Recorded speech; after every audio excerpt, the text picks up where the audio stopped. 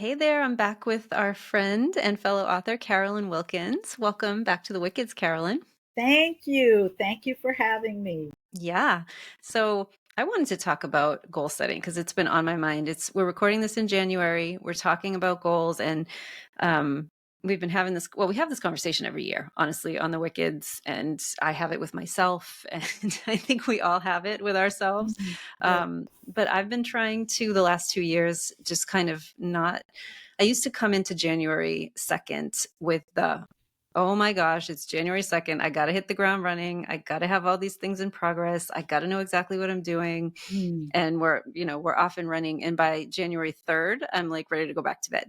And so the past 2 years, I've been trying to ease a little bit more into the year. I've also had books due the last 2 years at the end of the year. So I've kind of used that as an excuse to like take a breather after I turn in a book and think about what I want to do for the next year.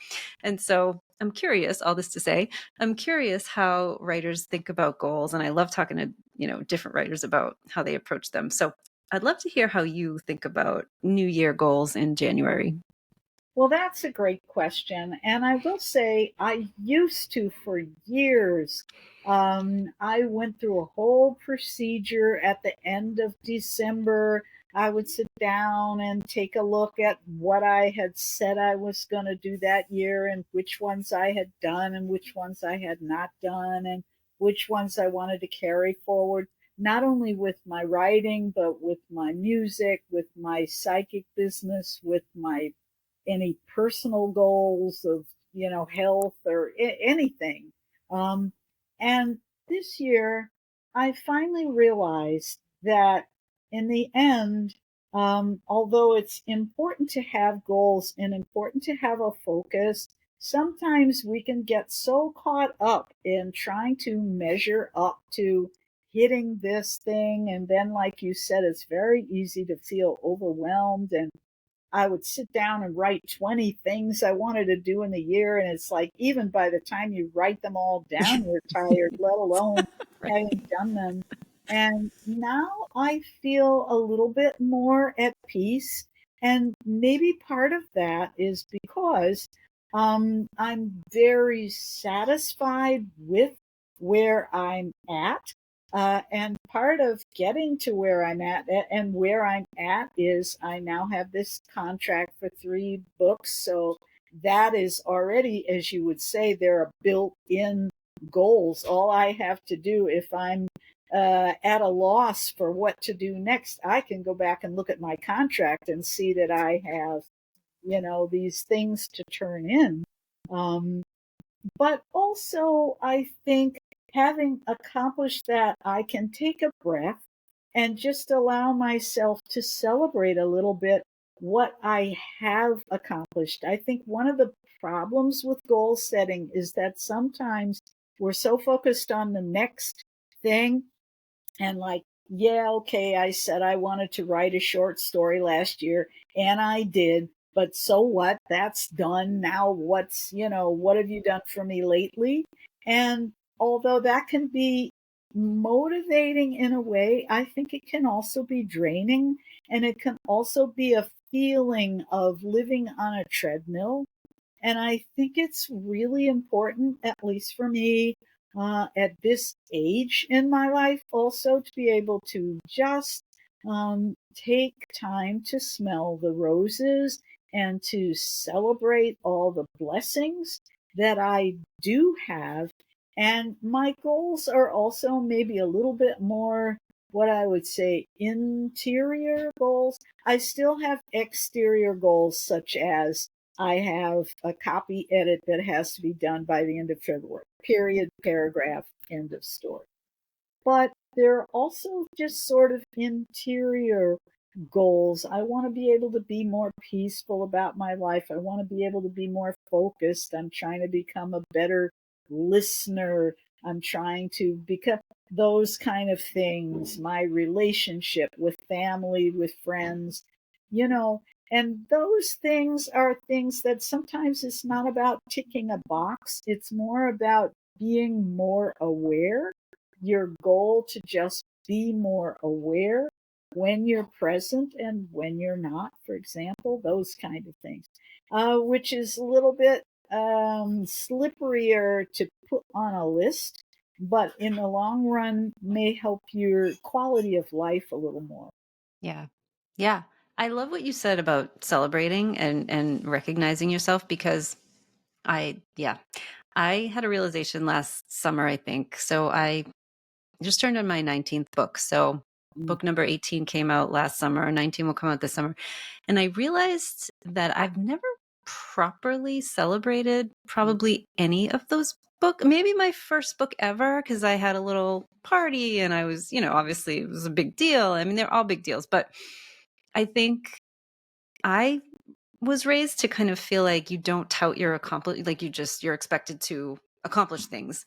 And so you don't really tout your accomplishments because you feel like it's mhm, being egotistical or, whatever. mhm, And I have never really celebrated what I've done. And so I did, as I was thinking about goals, and I haven't even finished setting goals or I have a couple of things in mind that I want to do this year, of course, but I haven't finished like getting everything kind of tactically down on paper. But one of the things that I promised myself I would include is a proper celebration for hitting any goal, even a small one. I think it's crucial because otherwise you look back and you don't even remember having accomplished those goals because you're so focused on the next one.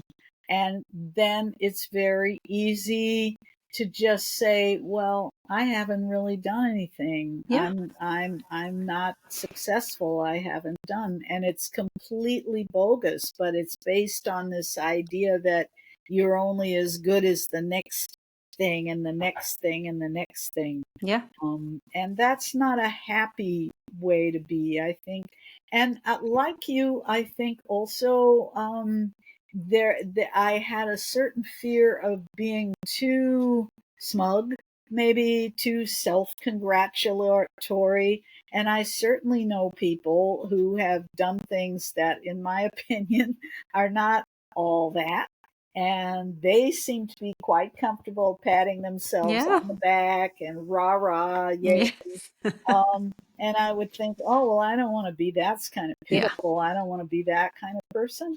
But that said, on the other hand, if they are happy like that, let them be happy, because being happy in the end might actually be kind of important in life.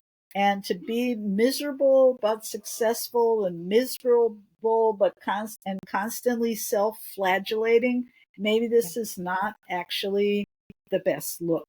And to be able to say, oh, thank you, Spirit, for bringing me this book and giving me the strength and energy to actually persevere and write it all down and send it all off.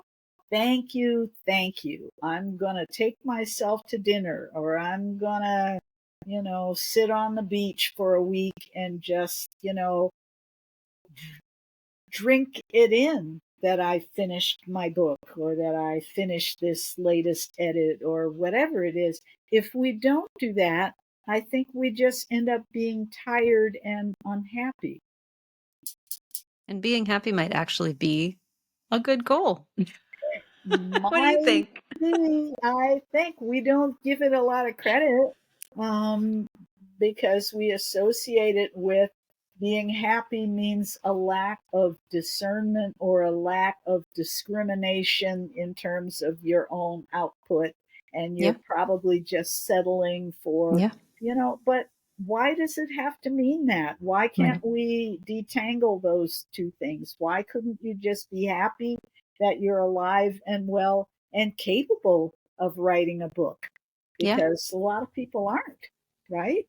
For sure. Yeah. For sure. And I think it's true. Like, I think sometimes being happy can be construed as, well, you're not hungry anymore. Right. But this is another thing. And I think maybe the older I get, I realize that I do not actually need to be hungry in order to accomplish things. Mm. I actually enjoy accomplishing things. So I know even if somebody gave me, $5 million and said, here, you can just sit in this house, you don't have to do anything you don't want to do, I'm sure I would still do something Yeah. because that's just who I am.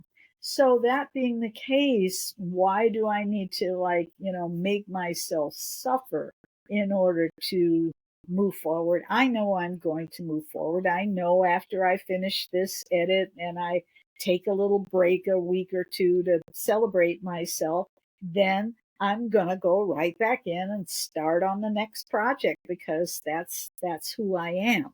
Yeah. Yeah. Yeah. All right. Well, you convinced me. So being happy is going on my goal list for the year. Thank you. Check. Definitely. I love that.